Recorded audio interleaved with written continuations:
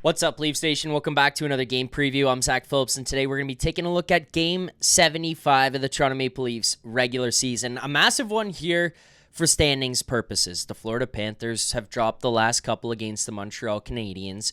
They've been losing points here and there and opening up the gap for the Toronto Maple Leafs, who went on a road trip out in California and picked up 5 of 6, taking a little bit of a lead there in the Atlantic Division, which is all fine and dandy. But then you play these games against the Florida Panthers, you play against the Tampa Bay Lightning, and you realize how much more important it is because of these 4-point games. Every game against an Atlantic Division opponent at this point is effectively a 4-point game. It's 2 points for you, and it's taking away 2 points from them that they could have had. And when you are in a chase for first place, like they are right now against the Florida Panthers, every game, especially ones against each other, just mean a little bit more. And another opportunity for the Toronto Maple Leafs here tonight to open that gap up just a little bit more. We'll dig into tonight's lineups. We'll get into our best bets, our starting goaltenders, all of that and much more on today's pregame video. All a presentation of Bet365. With that said, let's go over to the Daily Faceoff page right away to dig into what we've got for this morning's very well attended morning skate for the Toronto Maple Leafs and what we might be looking for tonight's lineup. So going over to Daily Faceoff, let's start here. We've got on the first line, no changes. Matthew Knies, Austin Matthews, Mitch Marner. And no changes is really going to be the theme of today's video as we're going to kind of bounce through all of this here. But no change to the first line. Knies, Matthews, Marner. Down to your second line, Bobby McMann, John Tavares, and William Nylander. John Tavares coming off basically the best single month of his entire career, and not something that you expected at this point in his contract. The final year, I think we all probably thought, you know what, there's a bit of a dip coming. There's probably going to be a decline in there somewhere, and at the end, that contract's not going to be worth quite as much as it was going in. Well, Johnny T has continued to prove people wrong. He passes up the captaincy, hands it over to Austin Matthews. We're looking at, hey, is this guy going to be the 3C? Is he going to be the second line left winger? And yet here he is, having yet another unbelievable season, coming off the best month of his career in March. Johnny T just keeps on chugging. Sticking along with that second line that has been unbelievable for the last 2.5, 3 weeks here now. Bobby McMann, John Tavares, William Nylander remain together here tonight against Florida. Down to your third line. A line that's actually kind of started to pick up some chemistry here and allowed Scott Laughton to kind of give a big FU to the haters out there who said, and quote, "This is the worst trade the Toronto Maple Leafs have ever made." Scott Laughton looking a lot better, a lot more comfortable, and a lot of that has to do with playing alongside Max Domi and building up some chemistry with him. Calle Jarnkrok actually started to fit in pretty nice on that line there. Adds some skill, adds some speed. He is a pretty aware player out there as well. He's a guy who can kind of just fit in well in the defensive zone. He can contribute offensively here and there. And you know what? As much as he's not a big physical player that I think would probably round out this line nicely to be like a real checking line that you could have with Laughton, Domi, and name your third line checking player. Jarnkrok has looked pretty good in the last couple of games with these guys, and he will stick with them yet again here. As for what we're looking at for the fourth line, Pontus Holmberg, David Kampf, Steven Lorentz, seems like they're going to remain together here yet again tonight, and I don't really have any issue with the construction of this at all. I mean, continuity, especially as you get to the playoffs, I think is important. Getting guys to build up chemistry, making sure that your lines are kind of gelling and gluing as you get into game one, I think is also a good sign, because you don't want to go overnight into game one and being like, who's playing with who? What lineup are we looking at? Where are people going to come in and fit? Obviously we're probably looking at Max Pacioretty, who's going to jump back in at some point here. And personally, I mean, the way you'd probably shake things out, I think you fit him onto second line left wing. You put McMahon down to your third line, and you move Calle Jarnkrok onto your fourth line. Lorentz flips back over to fourth line left wing, and Calle Jarnkrok then goes to your right wing, and Pontus Holmberg comes out. But if your lines are going to roll like this, I don't have a problem with keeping Bobby McMahon on the second line. And I think Max Pacioretty, Scott Laughton, and Max Domi would also do a lot of damage. I think Max Pacioretty could also fit into your fourth line role and just take out Pontus Holmberg if the other three lines are rolling. Like, that's some of the positive things that you get out of this, where it's like you're getting chemistry, you're getting guys to work together. You don't need to break things up.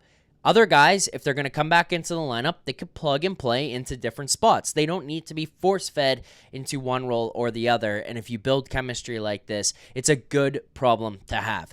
These are your forward lines for tonight's game. I am really excited to see what you end up getting out of a line like Laughton, Domi, and Yarncroke tonight against a Panthers team where your depth can be tested, especially in the playoffs. You know, you look down to those third, fourth lines. How do they handle physical pressure, forechecking? Can they apply some on their own? Those are some things I'm going to be interested in watching, especially considering how much we've built up this tree-leaving constructed team to being one that's more suited for the playoffs, more capable of handling pressure and applying some of their own. So that's going to be one thing I look for here tonight against Florida, and what I anticipate to be a very playoff-like matchup. And then on the flip side of things, these first top two lines, can the second line continue the success that they've had? If they can, that's great. And then the other thing is, can the first line build off of what they did in the third period against LA and for an entire 60 on Sunday? Because if they can continue to build off of those, if they can learn from that experience against LA in the third period where they said, we don't care that it's Philip Deneau on the other side. We're going to take over this third period. And we're going to figure out how to dominate in a playoff style of game. They could potentially be unstoppable. But we've seen the song and dance before where it shows up once and then it disappears the next time. And it's not a consistent trend of we can do this every night. Can you do it every night? Let's see it. Show us that you can do it every night. You're going to get an opportunity to do so here against the Panthers. Those are your forward lines for tonight's game. Taking a look at what you've got for defensive pairings, I mean, there's really not much I can even, add to this. It's going to be the same as what we've had before, and I've enjoyed the matchups that they put together, the combinations that they've had. I think Morgan Rielly has become less of a problem and more so a guy who's just kind of fitting in here now. The more him and Brandon Carlo get comfortable together, Brandon Carlo has been an unbelievable addition. I mean, you want to talk about, just solid, good fit kind of players who just don't make too much noise. They fly under the radar. They're not flashy, but you look at it and you go, oh, wow, that guy played, 18, 20 minutes tonight. He was a +1. He blocked 4 shots, and he had 3 hits. It's like, that's Brandon Carlo. That's how he fits into this group. That's the way he impacts this game, and he just calms things down, and that's what he's done for me in his time here. More often than not, I don't notice him, and I say that in the best way possible. He just blends into the game, allows nothing to really go on, keeps it quiet, keeps everything steady. He's been awesome.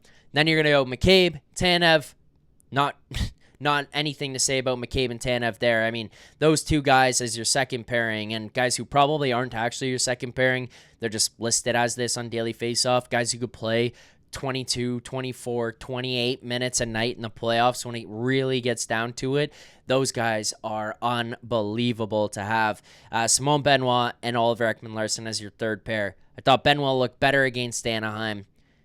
Struggled against San Jose on the Thursday. He was had a couple rough moments against LA on Saturday, but they seem very dead set here now on Simone Benoit playing that spot. I mean, you had chances to change things up. You had chances to put Philippe Myers in, especially on that Western road trip, and they didn't do so. Seems like they're pretty dead set on this being the combination and these being the 6. OEL continues to play on his wrong side there. But, I mean, OEL is a guy that I've just kind of looked at as a consistent, solid player that you have in your bottom pair, and he's been awesome. Those are your forward lines and your defensive lines. For special teams here quickly, again, no changes. 5 forward unit remains on the first unit there. They've been successful in the month of March. They've looked good since the Four Nations, or they've had success since the Four Nations. There have been times where they've scored and not looked that dangerous, which is counterintuitive to say, but it's reality of what you get out of these guys and just kind of the nature of how dangerous they should be, I think. But where you're at with the success from the last month, why change things? Why change things? That's what you've got for the first unit, second unit, Bobby McMahon, Max Domi, Calle Yarncroke, OEL, and Morgan Riley. Starting goaltender for tonight, Anthony Stolarz was in the net this morning. I expect him to go here. It seems like the team is heading more in a direction. See, quick side note, this is when these lineups and starting goaltenders and stuff become more interesting ahead of the playoffs and in games like this, because I feel like you get to test things ahead of the playoffs and they kind of start to like leak out there a little bit.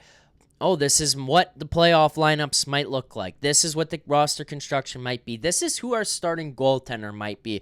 I think the last couple of weeks, the little speed wobble that we had out of Joseph Woll, and then the bounce back from Stolarz and him playing some of those solid games, it might have stolen the net back here, and it feels like Berube might be leaning more in the direction of him being the starting guy. I don't mind that at all. So those are your goalie matchups, or your starting goaltender tonight. You're going to get Bobrovsky down on the other end there for the Florida Panthers. So this is a big game for both teams. Now, let's get to our best bet segment here today for tonight's game. And our best bet segment is presented, as always, by Bet365. We have skidded a little bit. I mean, over the last little while, we had some ups and downs. We won 2 in a row there with Austin Matthews and the William Nylander goals against Ottawa and Calgary. Then we go 4 losses in a row. We go back to a stretch there against San Jose, LA, and Anaheim, where we win 4 in that area because we did have 2 in one game. We just lost the last one against the Ducks on Sunday with a Scott Laughton anytime goal. But looking to get ourselves back here today. Breaking news coming in from Bet365, where every nail-biting overtime win is a barn burner. Every face-off, hat trick, power play, shot on goal, penalty shot, and every suspenseful minute in between is amazing. Whatever the moment, it's never ordinary at Bet365, an official partner of the NHL. Download the Bet365 app and use the code NATION, all caps NATION, to get in on the game. Must be 19 or older. Ontario only. Please play responsibly. If you or someone you know has a gambling problem, visit connectsontario.ca. So we're going to go over to the Bet365 page. Transparently, I was looking for an anytime goal scorer. Right now, at this point in time, the goal scorers market has been taken off the board, and I don't want to give something out that is not available or is locked or whatever you want to call it. Now, I'll just say this. William Nylander, I'm looking for in a plus 170, 165 range. If it's down to 150, 155, that's a no. 160, I would consider it, but anything below 160, it's a hard no. I'm looking for a 165, 170 or higher if you can find those out there. It's not an official best bet. It's just something I was really looking for today. Bet365 currently has it off the board. I mean, there's lineup news that's coming out for either side. They're probably getting some goalie stuff that they're waiting on confirmation. So things are just held off for right now. But an area that I could go to, and I still do like for tonight, is the shots on goal market. So we're going to head on over to Bet365. Go to today's Florida Leafs game. You're going to go to the player props market, and then we're going to navigate our way down to shots on goal over under. Now, I went right to the bottom of the list, and I'm going to take John Tavares over 2.5 plus 125. Look, a couple things with this. I think this is narrative more than anything with the number, but I'll just explain why I think he could go over 2.5, why he could get 3+, and then we'll tie the number back in after. So quickly, comes off this hot month in March. I feel like naturally there's an expectation that it'll tail off. It can't do this forever. While I don't think the point production continues forever, I think Johnny T has found a rhythm and found a groove with the way that he's playing. So while some of the points may regress, I do think Tavares' level of play is sustainable for him. Like, when you go and play men's league hockey and you look out there and you're like, that guy's not that good, or that guy's not moving that fast. He doesn't wheel around like some other hot shots that you may see out there. But you look at the score after, or you realize every time there's a goal, it's that guy who's contributing. Assists, goals, whatever it may be. Like, he's involved in the game because he's found a way to play really good beer league hockey. And you're like, wow, that guy figured out his game in this scenario. It's like Johnny T has kind of perfected his style of game here. And we've seen it coming to where it is right now over like the last couple of years where his legs started to dip off. But right now, the way that John Tavares is playing is just this comfortable style where he doesn't have to be too fast. He gets to the right spots. He wins his battles, and then these bursts of speed here and there. And then the other part of it is Nylander and Bobby McMann are kind of complementing him really well, where they can go down and win races. They can transition up the ice with the puck, and then he can be the guy who benefits from being the late guy into the play, the late guy into the zone, a high guy in a certain area, or he can slowly come into a corner battle and come away with the puck, but those two guys beat him down to it, or those two guys are the ones carrying it and engaging it, and then he benefits. And it's not to say that he's just like some slack who's getting lucky because they're doing him that. He's got the wherewithal on the hockey IQ, and he's still very capable of kind of getting into those spots, knowing when to be there, knowing how to be open, and just finding ways to contribute. I think that you look at him, you look at the way he's playing, and then you also, I think he's really, you also consider, I think he's really kind of getting to this point where he realizes the way he has to play to like make the team successful and help his line. So he's just doing those right things. I think he continues that and is going to have opportunities to go over the 2.5, get 3+ very easily. Now, the other reason that I'm going to go with this over 2.5, we're getting one of the best prices in market at the +125 there, just numbers-wise. It's not like we're getting really like a big edge if you look across the market, but it's a good number. It's compared to other sports books, like one of the top that you're going to find out there right now. I think John Tavares just has it in him to do so and to take over the game. That's going to be my best bet for today. $50, a half unit on this one, profits you 62.5. So let's get a win here tonight. Currently up $771 a profit on the season. That would be 7.71 units, depending on how you're playing your bankroll at home. If you had $10 that you started with at the beginning of the year, you'd currently be up $77.01. If you bet at Bet365 for the same range that we were betting at every single game on this year. It's not like a crazy amount, but it is profit. Thank you guys so much for tuning in here today. I appreciate it as always. I will be back tonight for another Leafs Nation After Dark. Going to be joined from the arena at Scotiabank by Dave Pagnotta. He'll be in the press box following tonight's game against the Panthers, and a potential stop-in by none other than producer Vic. We'll see where the temperature is at after this one, how badly producer Vic wants to get in the mix here tonight and give his thoughts on tonight's game. Look forward to seeing all of you guys in the chat there. Drop your comments below. Do you like this bet? Do you have a prediction of your own? What's the final score going to be? Who's scoring? Do you have your own best bet? I want to see it all. Thank you all for watching. We'll see you guys tonight. Until then, keep believing.